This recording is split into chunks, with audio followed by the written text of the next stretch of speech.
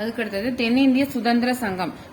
சென்னை மாகாணத்தில் சமூக நீதியில தென்னிந்திய சுதந்திர சங்கம் எப்போ உருவாக்கப்பட்டதுன்னா இந்த சவுத் இந்தியன் லிபரல் ஃபெடரைசேஷன், அதாவது SILF அப்படின்னு சொல்ற சவுத் இந்தியன் லிபரல் ஃபெடரைசேஷன், இந்த சங்கம் தென்னிந்திய சுதந்திர சங்கம் 1916 நவம்பர் 20 அன்னைக்கு உருவாக்குது. இந்த இயக்கத்தோட சார்பில் ஜஸ்டிஸ் அப்படிங்கிற ஒரு ஆங்கில இதழ் வெளிவருது. இந்த இதழ் ரொம்ப ஃபேமஸ் ஆனதுனால இந்த இதழோட பேரையே ஜஸ்டிஸ் பார்ட்டி அப்படின்னு சொல்லிட்டு இந்த கட்சிக்கு பேர் வைக்கிறாங்க. அதான் நீதி கட்சி. இங்க பார்த்தோம் அப்படின்னா பிராமணர் அல்லாத மக்களோட கல்வி வேலை வாய்ப்பு பெறுவதற்காக வகுப்பு வாரி உரிமை குறித்த விழிப்புணர்வை இவங்க உருவாக்குறாங்க.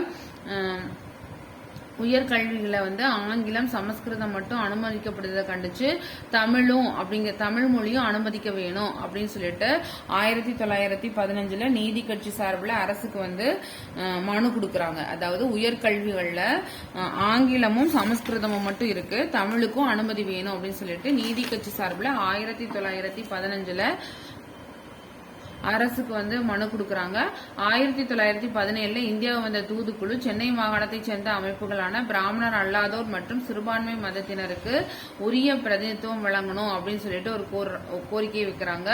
யார் அப்படின்னா 1917 இந்தியா வந்த தூதுக்குழுவை சென்னை மாகாணத்தை சேர்ந்த அமைப்புகள் சந்திச்சு பிராமணர் அல்லாதோர் மற்றும் சிறுபான்மை மதத்தினருக்கு உரிய பிரதிநிதித்துவம் வழங்கணும் அப்படின்னு சொல்லி கோரிக்கை வைக்கிறாங்க.